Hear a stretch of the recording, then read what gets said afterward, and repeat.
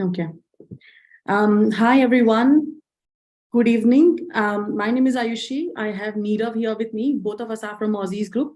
Basically, Aussizz Group is starting a series of episodes called Ask Aussizz, which provides an open platform for you all to ask any questions related to migration and one of our expert migration agents. So today we have Nirav with us. He'll be answering all your questions.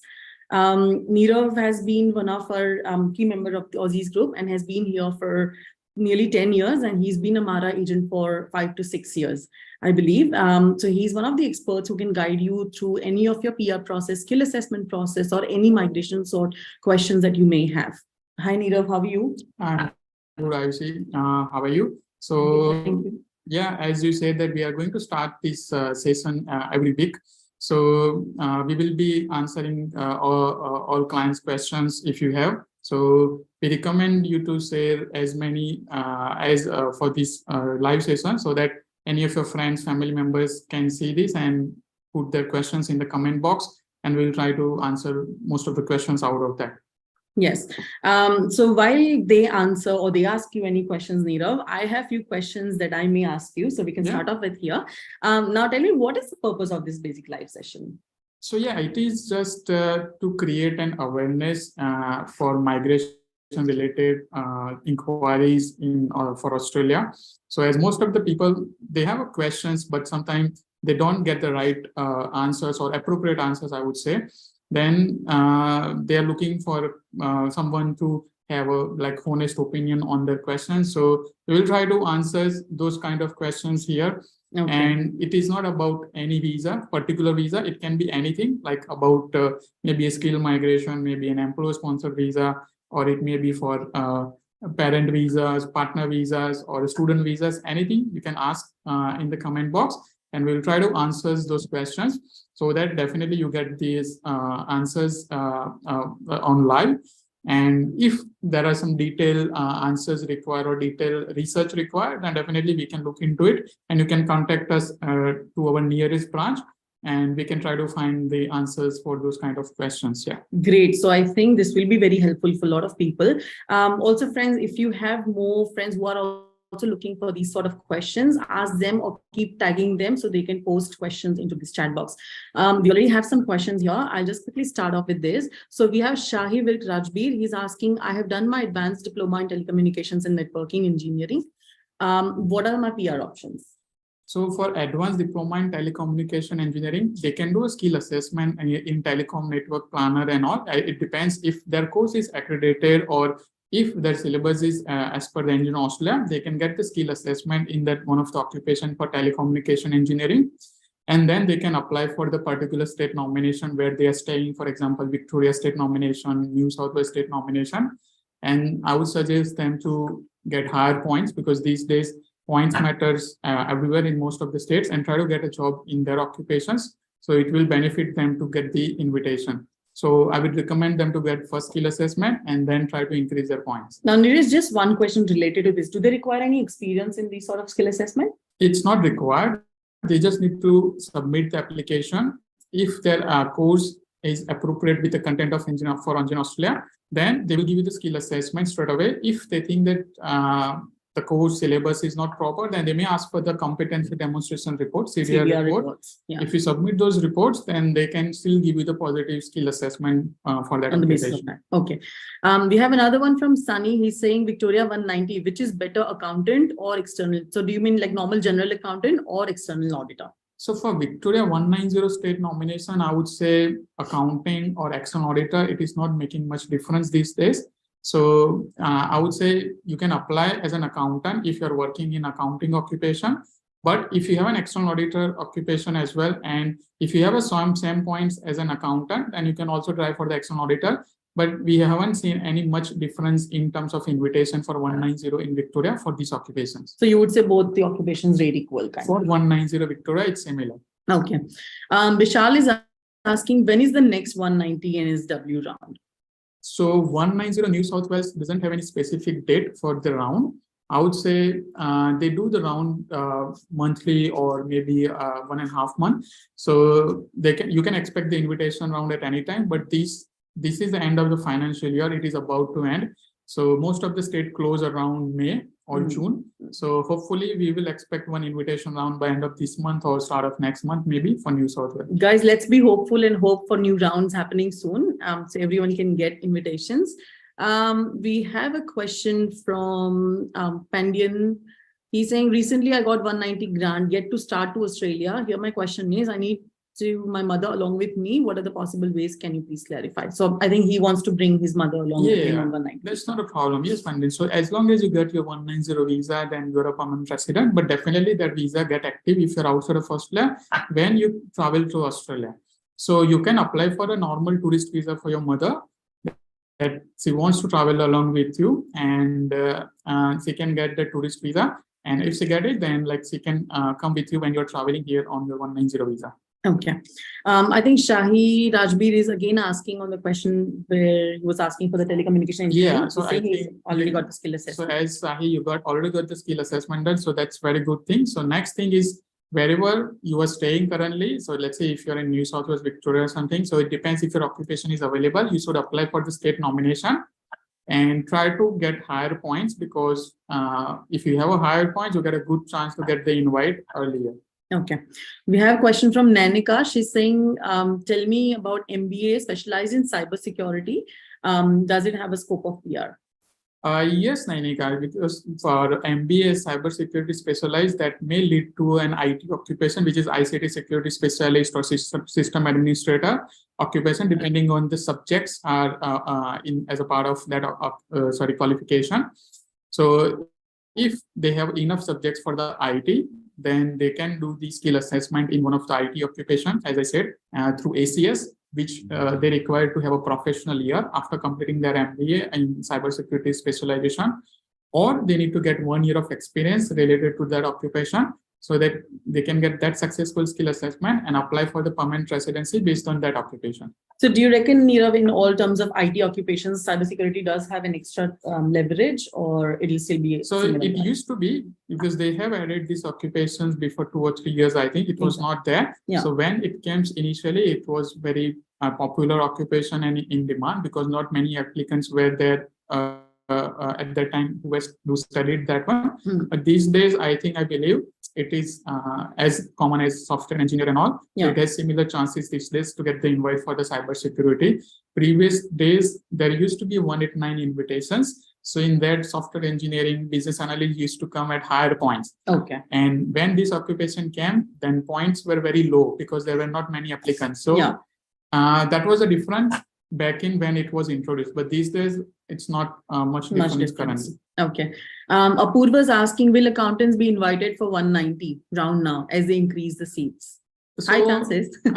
There could be a chances, but they already, I think Victoria already invited around 9,000 invitation for 190. Yeah. And their total quota is around 12,600 or 900 currently, as they recently increased the quota. So there could be chances that they may invite, but we have seen 190 accountants invitation as well for Victoria, but they prioritize based on the points, based on the job you're doing currently. If you have a skilled partner, then it matters as well. So if you have those kind of eligibility, then definitely there are good chances. But we may expect the invitation for accountant in next few rounds, I think. So is it a similar trend that the more points you score, the more options are for you to get? Correct. In Victoria, definitely they said that the higher the points you have, apart from that, you need to have like your skill assessment. You need to have experience in your field. You need to have like a skilled partner. You need to have a higher salary. So these are the like criteria which is assessed by Victoria for prioritizing the applicants. Okay. So if you have higher points, then definitely still you have a good chance compared to other applicants. Okay. Rohit is asking, is there a PR course? Is there a PR in a course of Masters of Public Health? He's basically in Victoria. Yes, Rohit. So Master of Public Health is available. It's a primary health organization manager. That's the occupation. But generally, it is difficult for everyone to get the assessment for that occupation, because that is assessed through Wet Assess. And Wet Assess require you to have a 1 year of experience after completing that qualification.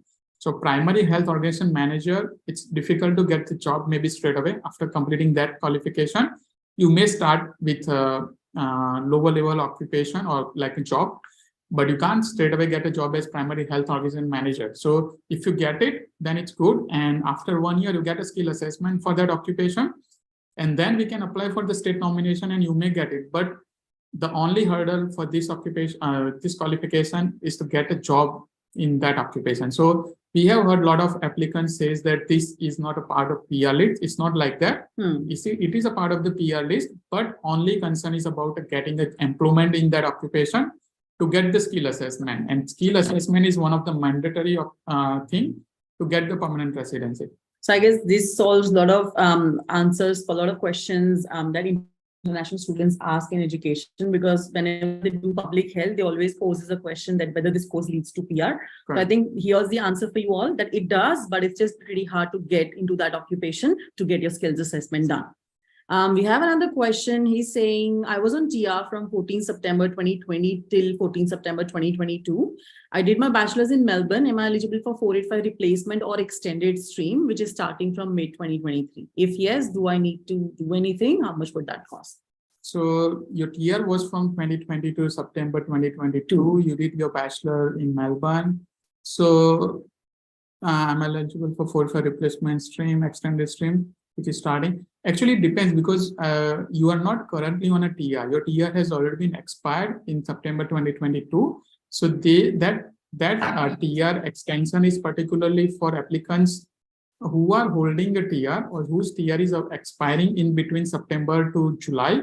Then they can get the COVID stream visa for 2 years. And after July, if the TR is expiring, then they can get it for up to 3 years. Up to 2 years extra TR. But they will introduce eligible qualification list, for that one. So for that eligible qualification list, that is not announced yet. So if your occupation, your occupation and the qualification will be part of that list, then you may get it. But in your scenario, there are less chance, because your TR expiry date is 14 September 2022. So you will not be holding the TR after July 2023. However, let's say assume that you're currently holding a COVID visa, then you may extend that COVID visa again if it is expiring this year. So for the TR replacement or extension, they need to hold a valid TR. Correct. If the TR is already expired, then the TR extension stream, which will be available after July, then they must need to hold the TR at that time. Or if their TR is expiring between September to July, then they can apply for a COVID visa, which they can grant it for 2 years. Okay, so that also serves the purpose. We have Maninder. He's asking, hi, I have 65 points for 189 and 70 for 190 as a motor mechanic. What are my chances in this financial year? Can we expect 189 invitation for motor mechanics? Maninder, actually, you got a 65 points. That's good for 189, and for Victoria, 70 points. So for Victoria, we haven't seen much invite for a motor mechanic, particularly for most of the trade occupation. So I believe if they invite trade applicants more, then you get a chance. But you get a good chance for 189 if they do the 189 invitation round again, because last round when they have invited, then they have invited 65 points for a motor mechanic in 189. So if they do the round again, then you get a good chance. But we may expect that there won't be any round this financial year. Okay. Hoping for the best, Maninder. Nim, he is asking, is there a possibility of PR pathways for MBA specializing in health service management? If not, I wanted to change to nursing as I was a nurse back home. Any recommendation, please? So again, I think, is there any PR options with MBA specialized in health service management? So it depends. If you did the nursing, then there are some management related occupations available in health. So again, those occupations mostly assessed with wet assess. So if you have an experience in that occupation, then you can apply for the permanent residency based on that. So there is an occupation, I think health service manager, something like that. So we need to check that if you have the experience and if that occupation is in the short-term skilled occupation list or ROL, you can apply for the 190 or 491 application, depending on the experience, if you have it or not. So for the skill assessment, Nirav, can they club the combination of two occupations and two studies and then serve as a one occupation? It depends. So for example, their overseas study is nursing and current study is health services. So they can show their Bachelor of Nursing, but it will not be a major role if they go based on the specialization in health services, because then they will assess based on the MBA in health services with 1 year of experience. Okay, so you would require to, you can contact one of our education counselors and they'll be able to further help you out in this process. Anup is asking 190 for Victoria, computer network and system engineers. He's having 85 plus 5, so pretty much 90 points and working in the same occupations. 3 years average income chances. Yes, Anup, we have seen invites for computer network, but we have also some of the applicants who have 90 points, 95 points, they have not been invited. So the reason for that could be like the salary. If you have a higher salary, then definitely they are picking up. And second thing is skilled partner. So if you have a partner who is skilled, like say you're claiming points for a 6H or skill assessment for your partner, then also they are picking those kind of applicants earlier. So if you are not one of in their priority, then you may need to wait for further until they start giving those applicants as per your profile. So what if someone has a less points, but then they have skilled partner and they also work in a field where they have good salary? So do you reckon they have more chances in getting the They are prioritizing specifically in Victoria because they think that they're getting the 2 applicants in one skilled visa. Okay. Skilled applicants in one skill visa. So they are prioritizing those kind of applications currently in Victoria. Yeah. Neher is asking, hello, I got my 189 grant offshore. I'll be coming onshore on first week of May.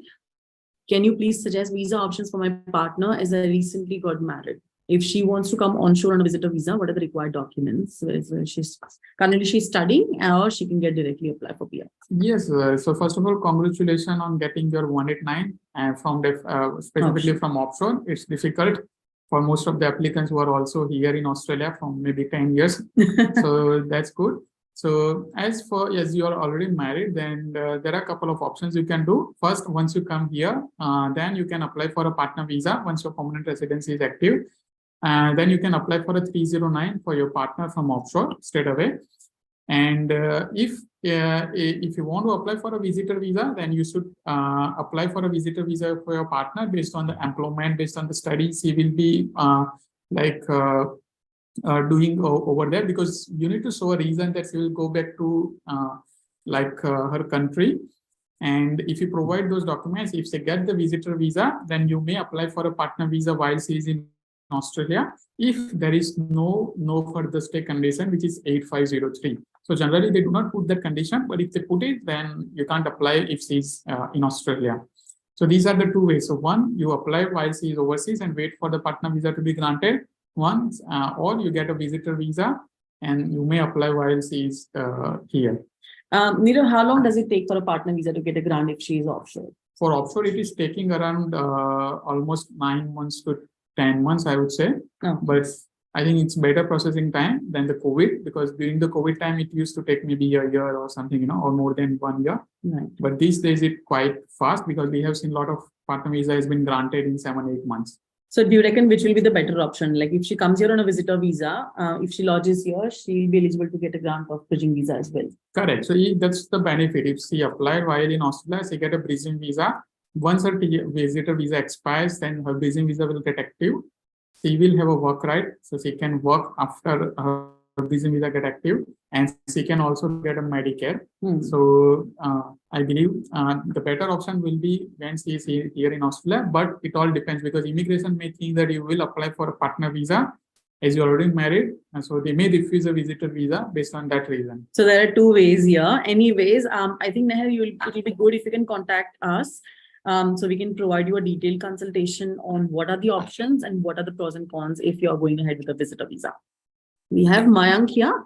Mayank is saying Assistant General Manager at Engineers Limited here, and my age is 40 years and experienced mechanical engineer. Do I need to appear for a PT only or NATI also to apply for a PR after a CBR approval by Engineers Australia? Yes, Mayank. So actually you can apply for the PR based on the 65 points and skill assessment you have. So PT and NATI is to increase your points to maybe, let's say if you have 65 points without PT and NATI, then if you do PT, you can get like 10 points or 20 points extra. If you do NATI, then also you get 5 points extra. So it is always recommended to do both, so you get higher points. but it is not mandatory to complete the NATI and PT both. But if you have a lesser points, or if your eligibility is not making up to 65 points, then definitely you should try PT or NATI to increase your points to be eligible for the permanent residency, or at least increase your points so that your chances would be increased as well to apply for the PR. Gibran is asking how much time will it take for 190 in Western Australia? I got 190 pre-invite and applied for the same for you guys. Okay, yes, Gibran. So as you already got the pre-invite and you have applied for the state nomination. So I believe currently they are assessing the application for end of December or July starting. So you can expect the invite after 4 to 5 weeks, most likely, because current processing time is 12 to 14 weeks, I believe. But we have our clients recently who got the invite in December and January starting. Okay. We have Shanky is asking, I have overall experience of 10 plus 1 year as a marketing specialist. I am eligible to, or what is IELTS requirements? Sorry, so he's asking, I have an overall experience of 10 plus 1 year, so pretty much 11 years in a marketing, as a marketing specialist, and he's eligible. Is he eligible to apply for PR, and what is the IELTS requirement? So if you have overall experience of 10, or experience of 10 and 1, so 10 years and 1 month, I believe, as a marketing specialist, then you can apply for skill assessment as a marketing specialist. And minimum requirement for IELTS is 6 each to be eligible. But if you have lesser points, then you should try to get 7 each or 8 each in IELTS to apply for the 190 or 190 and 491 state nomination and apply for the permanent residency based on that. So first thing will be getting the skill assessment and try to get a higher score in the IELTS or the PT.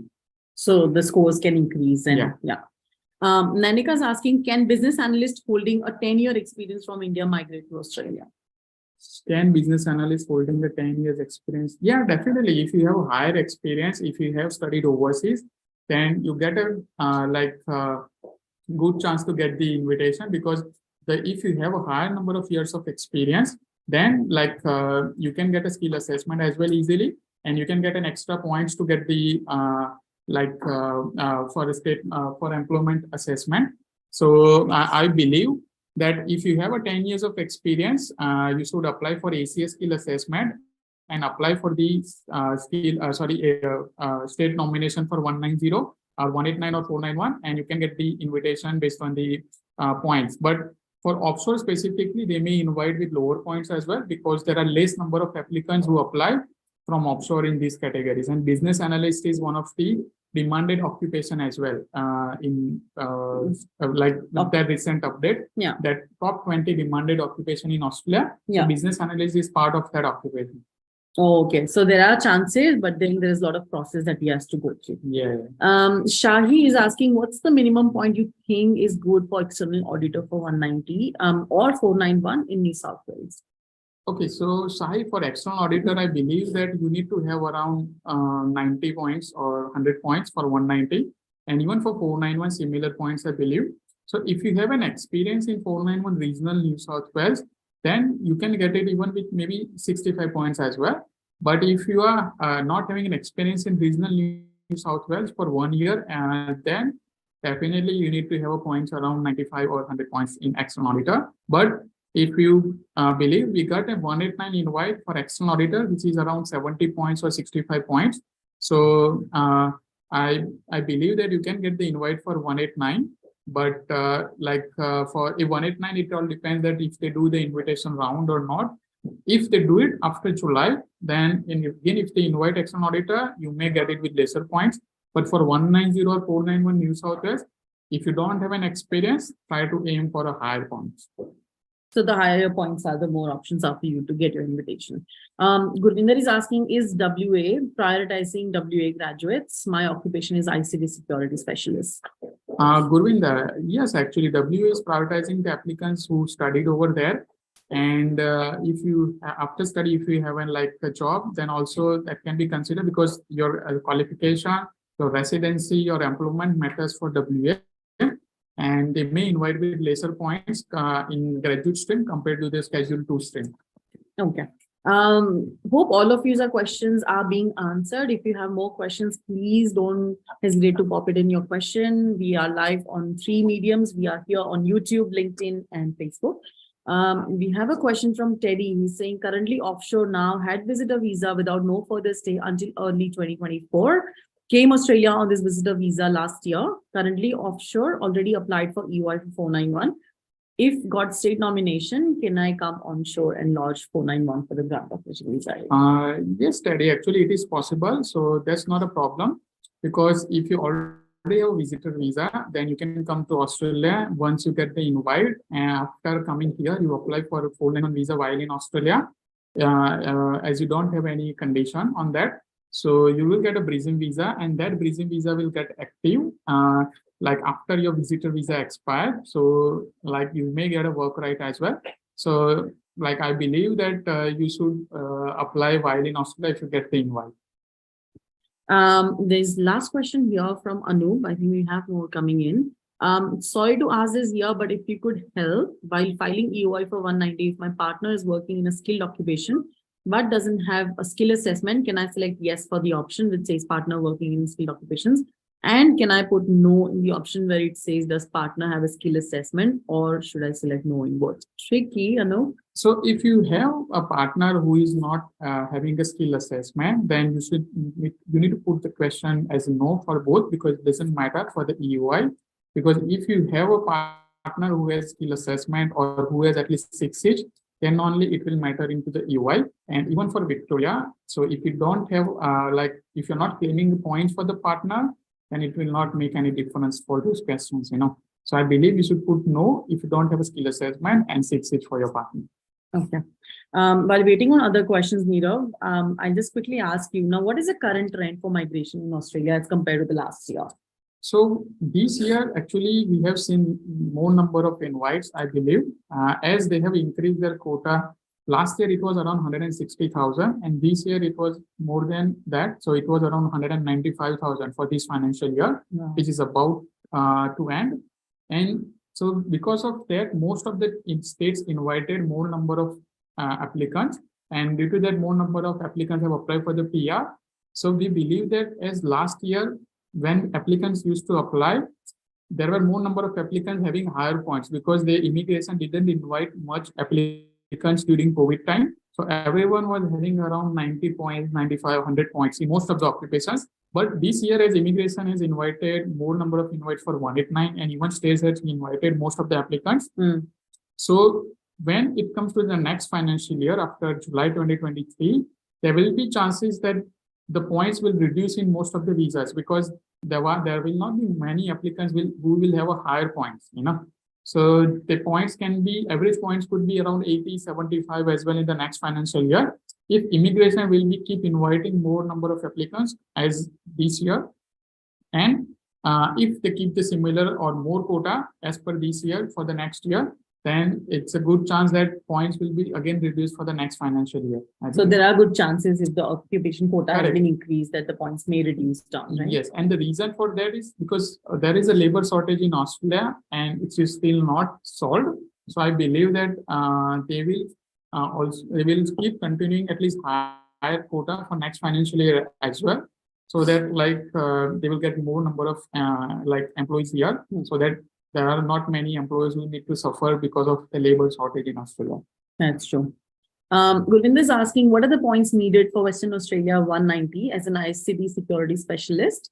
I have seen it was 75 points previous round. Is that a cutoff? So am I right to say that anyone with above 75 got an invite? Yes, Gurvinder, actually for ICT security specialist, I believe 75 points is good because we have received an invite for that many points. So if you have 75 points, then or higher than that, you get a good chance in the next few rounds. But it all depends on the remaining quota. If you don't get it in this financial year, then hopefully you'll get it after July, because they will renew their quota and they will start from scratch. As you can see that they are already inviting with 75 points for this financial year. So definitely in next 2-3 months, there won't be a drastic change about the applicants' points, So there won't be applicants coming up 90 points straight away, So I believe that the points will be also around 75, 80 points in the next financial year after July. So there is a good chance that he may get it. Yeah. Okay. In regards to the COVID visa, obviously, this has been very popular amongst a lot of people, and a lot of people are opting for applying these kind of visas. Now, can you tell me what is the future of COVID visa? Is it going to be lasting for a few years, or is it going to be finishing soon? What do you think? I believe COVID visa is one of the good options for the applicants, whose current visa is expiring, like their temporary graduate visa, their student visa. Then they can apply for the COVID visa and you can get it for up to 2 years. If you have a PR now, or if you are on a student visa, you can get it for up to 1 year. And for the closing of the COVID visa or removing the COVID visa, there is no indication yet. So hopefully it will remain next financial year as well. But we will update you more if we get any more details on that. But we believe that it won't be removed in this financial year before June. Hopefully it will be available in July 2023 financial year end as well. So probably there is a good future for at least another year. Correct. Yeah. Okay. Now, again, a lot of applicants are so confused and have such a concern about adding their partner into the COVID visa. So when it comes to COVID subsequent visa, do you reckon they can add the partner while they're outside Australia? So actually, this was one of the hot questions which has been asked by our clients and other applicants. So if you are currently in Australia, your partner is overseas, then previously there was no clarity from immigration, because COVID visa, they used to say that particularly if the applicant is in Australia, if they're supporting Australian employers and all, then only you can include. But we have recently fight up with the immigration, provided a submission in one case for the secondary applicant, and we got a positive outcome. And why? Because the main applicant was already here, already working, and there is no such requirement in the COVID legislation that the secondary applicant needs to be in Australia as well. So immigration has considered our request and granted the visa. And since then, we have started to file up the visa for this scenario for our clients.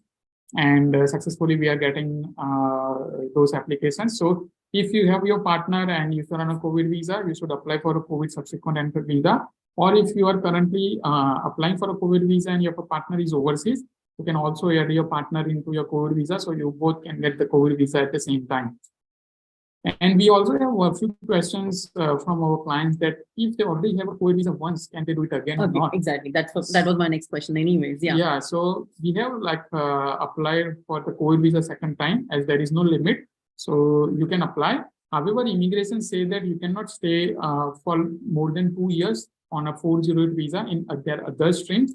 So if you try to apply third time, there might be a concern. But if you're applying for the second time, we haven't seen any concern and we have got a successful outcome. Oh, so even though once you've got a grant of 408 visa, you can still extend it for one more time. There shouldn't be any concern. Correct. Yeah. The visa. This is good news for a lot of people who have been asking these questions to us. We have Surinder asking here, hi Nirav, any idea on 75 points for software engineering Victoria 19? Hi Surendra. So actually 70 plus 5 points, 75 points. We haven't seen much invite with that many points for 190 Victoria. So I believe that you should try to improve your points, or just wait if they do the higher number of invites in the recent round, in the next few rounds, because they have got more number of seats recently. Then you may get the invites, or we need to aim for the next financial year after July. So there is a chance that he may get.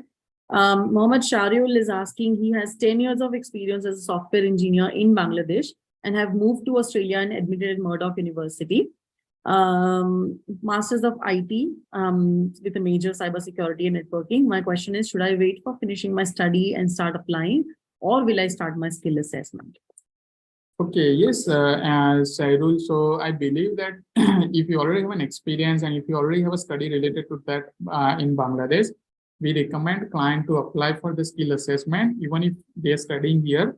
So because if you get a successful skill assessment from your offshore qualification and experience, then if you do your PT and RT and increase your points to around 85, 90, then while studying as well, you can apply for the permanent residency. And if you get a permanent residency here, then you may stop studying as well afterwards. It depends on you.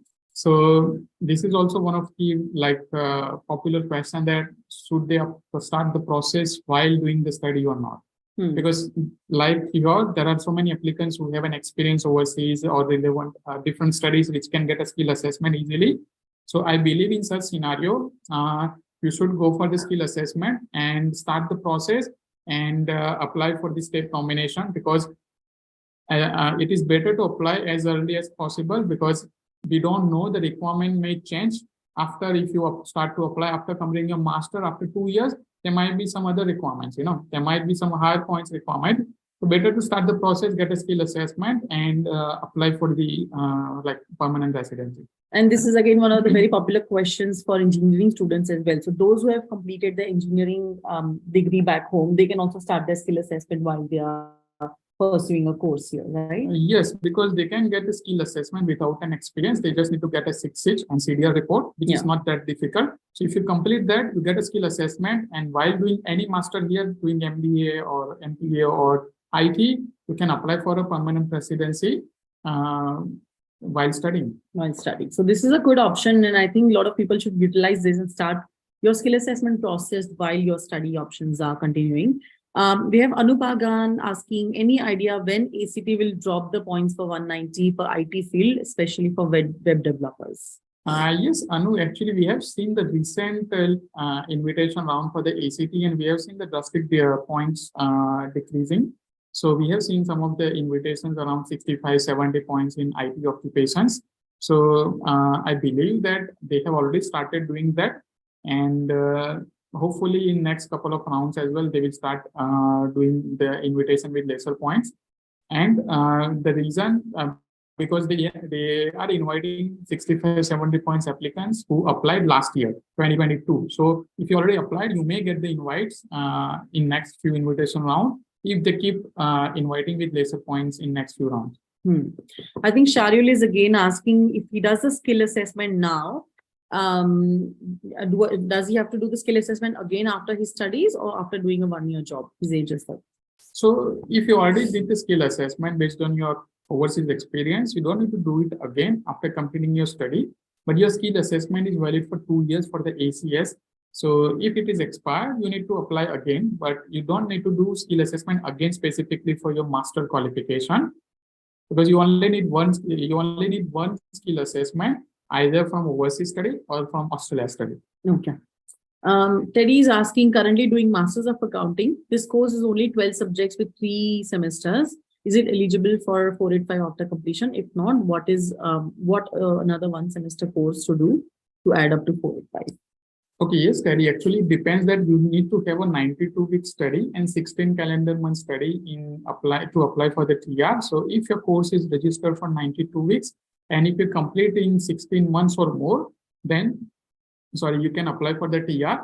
But if your course is registered for 78 weeks for 3 semesters and it is finishing in like 12 months or less than 16 months, then you need to enroll in a course where you will get a credit transfer for what you studied in your current course, and complete the course which is 92 weeks registered and at least 16 months study, so that you can apply for your TR.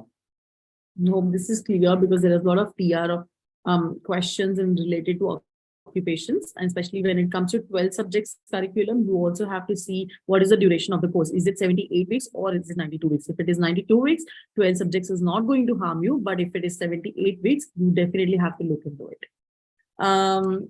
We have another question here. Immigration is planning to change the duration of TR. Now, there are a lot of news about these things recently. What about some occupations? Like, is there any particular update on those occupations? Like, which occupations can apply for what duration of TR now? So actually, they have not updated exactly. So they have said that if you have done the bachelor or master here, you will get the extra 2 years of TR. So currently, for a bachelor applicant, they are giving it already for 2 years. And for master, they are giving it for 3 years for all kind of qualifications. There is no restriction on that. So if for the bachelor, you may get it extra 2 years, so that it will be total 4 years. And for master, it will be again 2 years, so that will be total 5 years. So they will be releasing the eligible qualification list around July or maybe before that.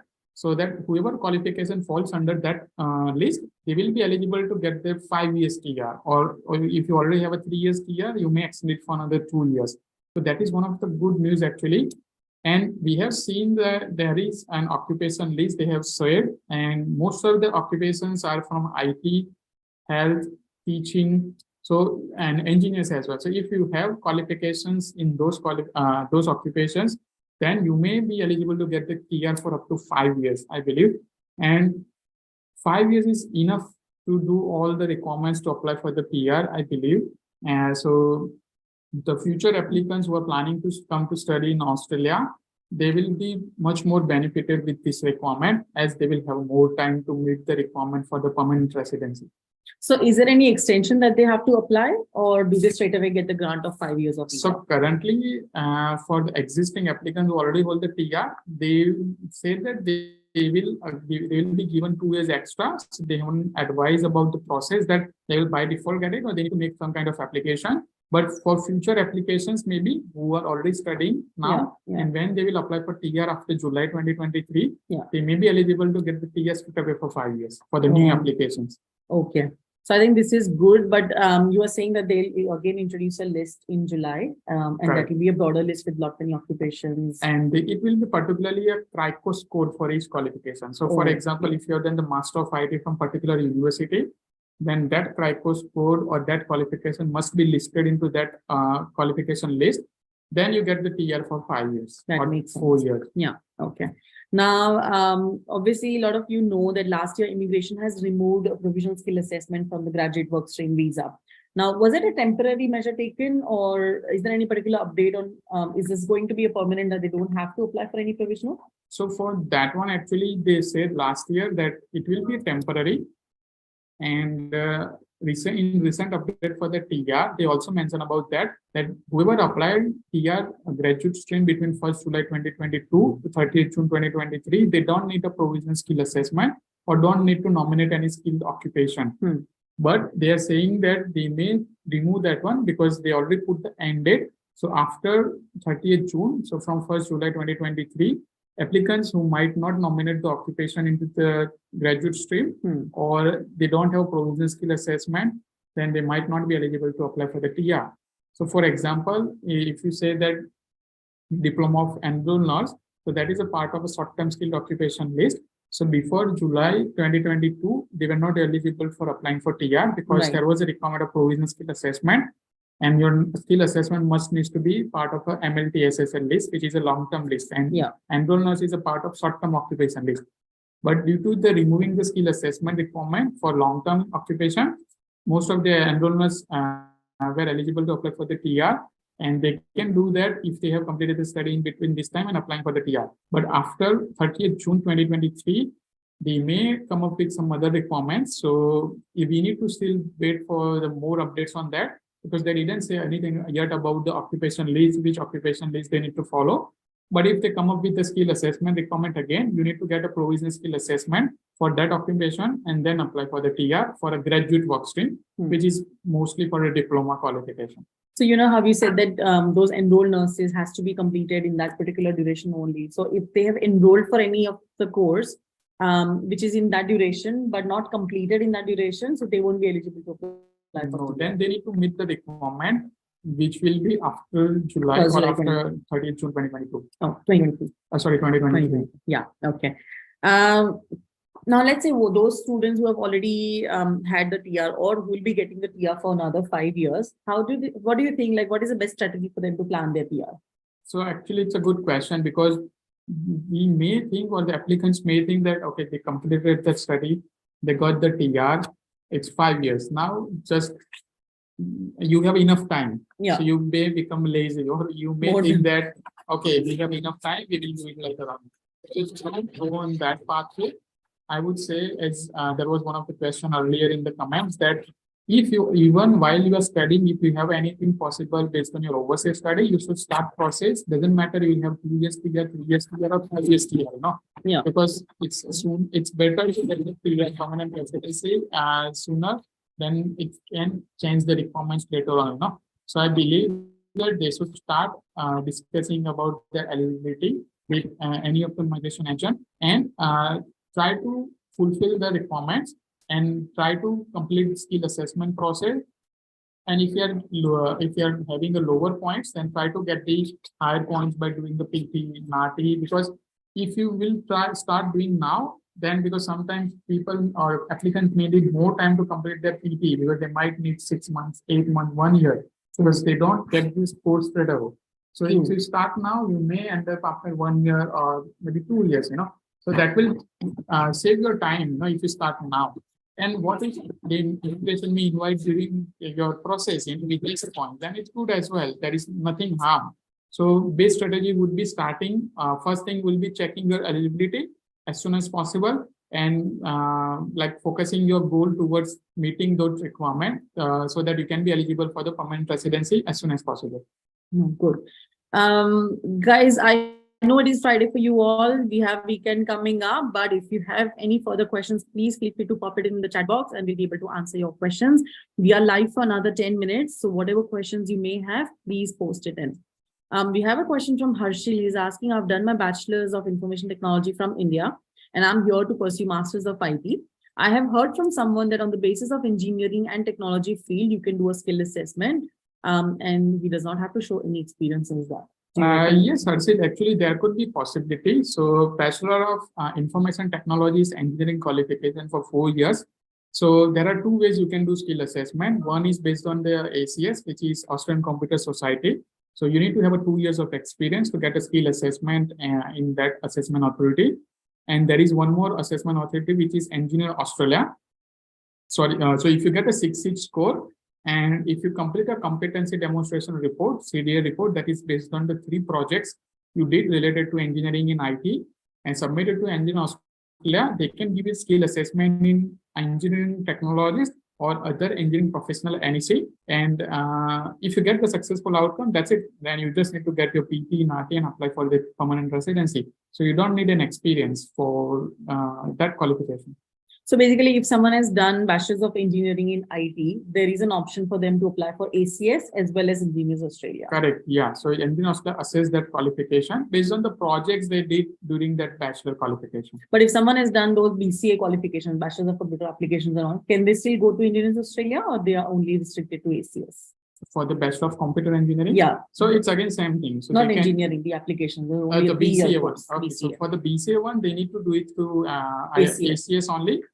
They can try with Engineer Australia because if they did the projects, then there could be possibility, but chances are less because that is mainly for purely software engineering studies. Okay. Okay. Can you talk about what are the general processing times for PR these days? Yeah, if you talk about the skill migration, so let's say 189, 190, 491. So during COVID time or after that, it was very long. So maybe 190, 491, 491 used to take 2 to 3 years. Wow. As immigration, it was delaying the process because of the less staff as they advised. But recently, I think they have hired more number of employees in their team. So most of the visas is processed in 3-4 months. Let's say 189 in they are assessing the application for December, 190 as well around December, 491 they already started for this financial year. So it's a good that they are processing the visas very quickly compared to like previous years. So if you get the invite, you can expect your visa if you submit all the documents in maybe 3-4 months or maximum 5-6 months if there are no other complexity in the visa.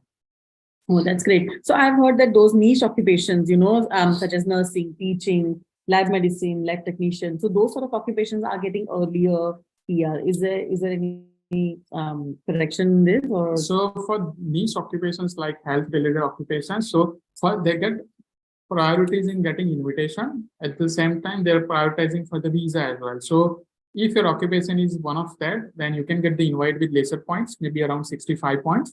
And after getting invitation, if you lodge a visa, they will prioritize your visa application as well. So definitely they will get the visa earlier than the other occupations. Okay, because so there is a good chance if they do a niche course. Yeah, those are the occupations which are again in the top 20 demanded occupations as per the recent list, Okay. Okay.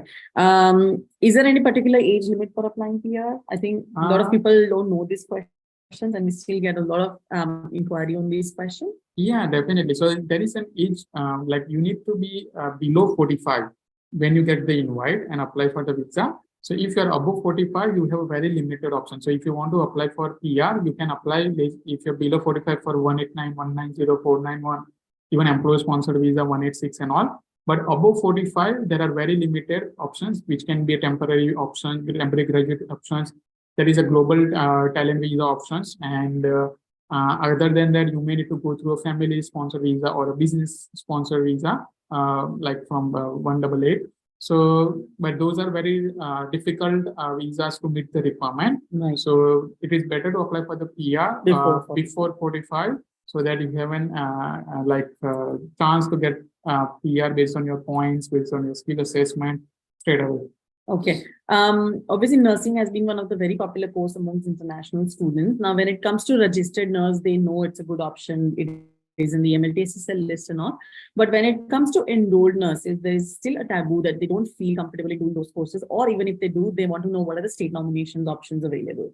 So, can you talk about that? Yeah, so for enrolled nurse as well, these days it's not much difference, because we have seen a lot of enrolled nurse getting invite as well for Victoria and other states.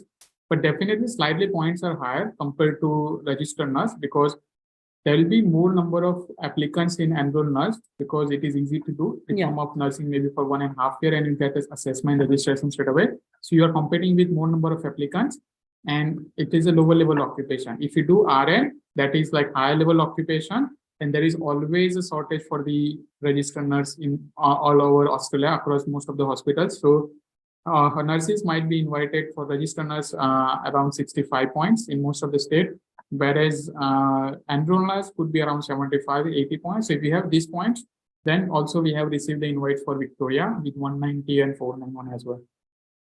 And nowadays, with Victoria being open widely and increasing the allocation seats for everybody, do you reckon this is the best option for people to go ahead with? Definitely, because Victoria is going to close down their ROI lodgement, I think 5th May. So if you are eligible to meet the requirement, you should apply for your application before 5th May, as they might be doing a couple of rounds after May for their pending quota. So because in Victoria, there are not very typical requirements. You just need to have a 65 point skill assessment. And even if you're not working in skill level 1 to 3 or in your occupation, you can apply. Okay. But definitely they will prioritize applicants who are working in their field, higher points, and working have a skilled partner. But there is no harm to apply. What if they start giving more number of applications, more number of invites, then you may get it. You may miss the invitation. So always better to apply for the state nomination, as for Victoria, as they just require you to be residing here. That's it, 65 points and skill assessment. So there is no other additional requirement for? No, there is no other mandatory requirement. However, as I say, there are prioritizing requirements about the experience and skill partner, but without that as well, you can apply. Yeah, so I think for those, we are here for another 5 minutes. Victoria is one of the very good option available for you all. And even if you are with minimum of 65 points, I think you all should opt for it. We are here for another questions. See if you have any more. Yeah, that's fine. I think so. I believe that there were very good number of questions we had today, and variety of questions. So this is the actually benefit for clients, that like if you have a questions, you can ask here. You can solve your questions straight away without waiting for like longer waiting for an appointment or something. So that's why, like, as we will be doing this kind of sessions every week, so next session will be next Friday. Next Friday around same time, and there'll be another expert migration agent who will be doing the session. So like we should suggest everyone to follow our page, so that you get a notification as soon as the session start, so that like you can join and you can share this session to your family and friends overseas as well, and they can try to ask their questions as well here, and we will try to answer all of the questions. As earlier we said, that if we are not able to answer any detailed discussions or detailed questions answers, then you can contact our nearest branch for that one and make an appointment with our registered migration agent, so that you can clear all your doubts. And yeah, I think exactly as Nirav said, these sessions will be available. So even if you have missed an opportunity to ask any question, don't forget, ask Aussizz. We are here. We are here to answer all your questions. We'll be again here live same time next Friday with another migration agent, and he'll be able to solve all your questions. Meanwhile, if you still have any questions, please don't forget to post it in. Those questions will be addressed at a later time. So hopefully you would have enjoyed this session. Don't forget to share this session with anybody who needs it or with anyone who is looking for answering their questions. Thank you so much, everyone. Have a good weekend and make sure to tune in next week for Ask Aussizz, another session again.